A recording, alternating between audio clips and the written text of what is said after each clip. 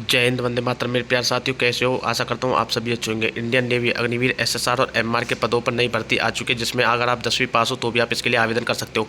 इसके बारे में हम डिटेल से चर्चा करेंगे, कब से लेकर कब तक फॉर्म भरने वाले और क्या क्या योग्यता मांगी और कौन कौन इसके लिए ऑनलाइन आवेदन कर सकता है। 10वीं पास कौन सी ट्रेड के लिए फॉर्म भर सकते हैं और जो आपकी उम्र सीमा कब से काउंट की जाएगी और कितने नंबर का क्वेश्चन पेपर आएगा और कितने नंबर पर आपकी नेगेटिव मार्किंग होने वाली है। और साथ ही जो आपका फिजिकल स्टैंडर्ड रहने वाला उसके बारे में बात करेंगे। यहाँ पर आप देख सकते हो फिजिकल के बारे में सब कुछ लिखा, साथ ही हाइट के बारे में भी पूरी चर्चा करेंगे। आपके लिए जो महत्वपूर्ण चीज़ थी वो सभी कुछ मैं लिख करके लेके आ चुका हूँ। शुरुआत करते हैं वीडियो की।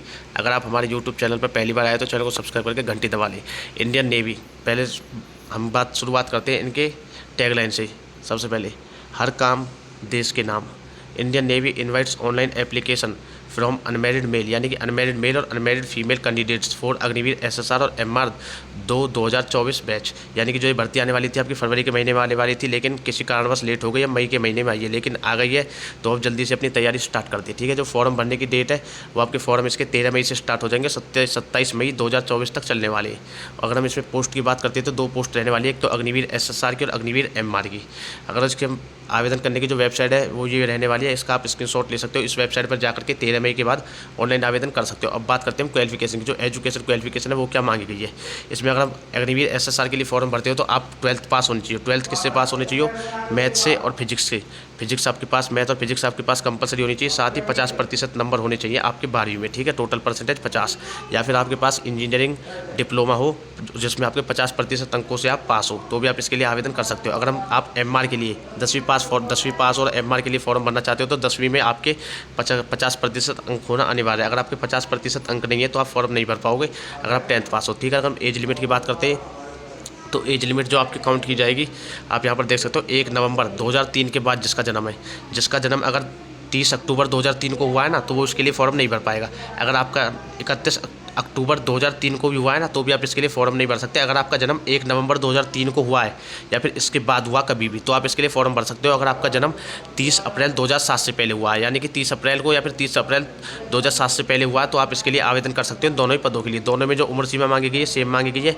अब बात कर लेते हैं सिलेबस के बारे में। सिलेबस की अगर हम बात करते हैं तो अगर आप अग्निवीर एमआर यानी कि 10th पास और 10th पास के लिए फॉर्म भरते हो तो उसमें जो आपकी एग्जाम कराया जाएगा वो कंप्यूटर बेस्ड एग्जामिनेशन यानी कि ऑनलाइन एग्जाम कराया जाएगा, जिसमें अगर हम क्वेश्चन की बात करते हैं तो नंबर ऑफ क्वेश्चन टोटल आपके 50 रहने वाले। एक क्वेश्चन 1 नंबर का रहेगा, यानी कि एक प्रश्न आपका 1 नंबर का रहेगा।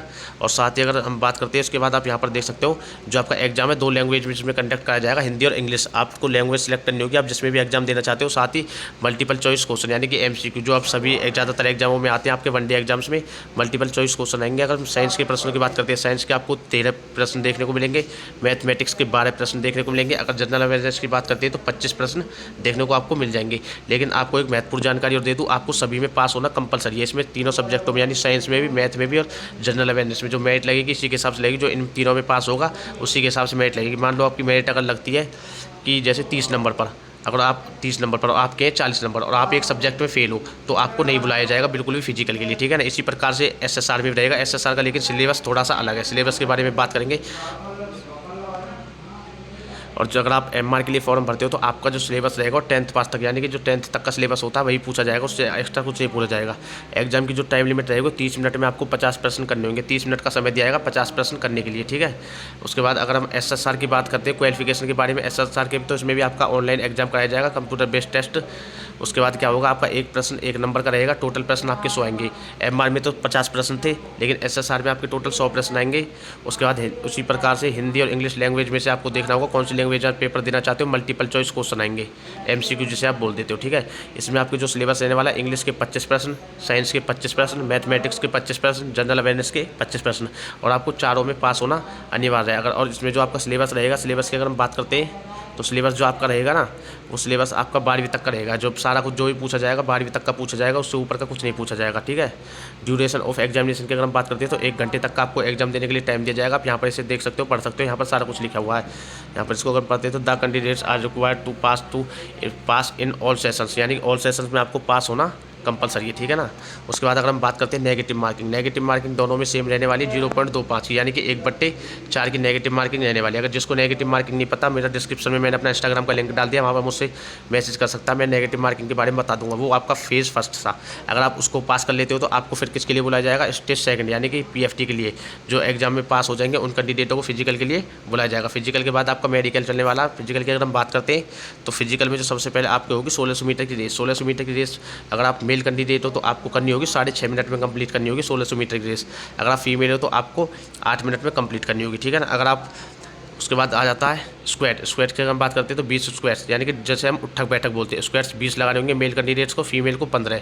और पुशअप्स की अगर हम बात करते हैं तो 15 पुशअप्स लगाने पड़ेंगे इसको मेल कैंडिडेट को, फीमेल को 10 पुशअप्स। उसके बाद काइन सिटअप्स की अगर हम बात करते हैं तो उसके में 15 आपको मेल कैंडिडेट्स को और 10 फीमेल कैंडिडेट्स को, ये रहने वाला, ठीक है। अगर उसके बाद में अगर हम बात करते हैं हाइट के बारे में, अब आ जाता है मेन जो पॉइंट हो जाता है आपका हाइट में बता दूं, कुछ 157 सेंटीमीटर बता रहे हैं, लेकिन मेल फीमेल कैंडिडेट और मेल दोनों के हम यहाँ पर देख सकते हो minimum height standards for male and female. ये मैंने डायरेक्ट कॉपी किया आपका नोटिफिकेशन से, तो 157 सेंटीमीटर दोनों में लिखा था, यानी कि दोनों के लिए जो मिनिमम रहने वाली है हाइट वो 157 सेंटीमीटर रहने वाली है। जैसे जो बच्चे फिजिकल में क्वालिफाई हो जाएंगे, फिजिकल में क्वालिफाई होने के बाद में उनको बुलाया जाएगा मेडिकल के लिए। मेडिकल का सारा कुछ आप नोटिफिकेशन पढ़ सकते हो। अगर नोटिफिकेशन अगर आपको देखना है तो डिस्क्रिप्शन में मैंने लिंक डाल दिया, उस लिंक पर जैसे आप क्लिक करोगे सीधा आप एक वेबसाइट के ऊपर पहुंच जाएंगे। वहाँ वेबसाइट में सबसे नीचे की तरफ जैसे स्क्रॉल करोगे ना तो उसके बाद आपको नोटिफिकेशन का लिंक मिल जाएगा, ठीक है ना।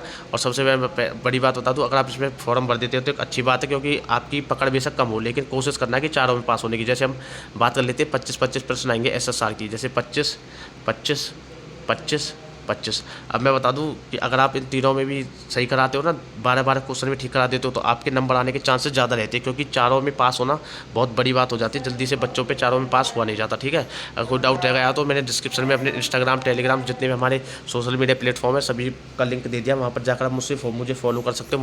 मुझसे जो बात पूछना चाहते हो, बात करना चाहते हो तो बात भी कर सकते हो, ठीक है। आपने वीडियो देखी उसके लिए धन्यवाद। अगर आपने अभी तक हमारे यूट्यूब चैनल सब्सक्राइब नहीं किया तो जल्दी से चैनल को सब्सक्राइब करके घंटी दबा दीजिए। जय हिंद, जय भारत।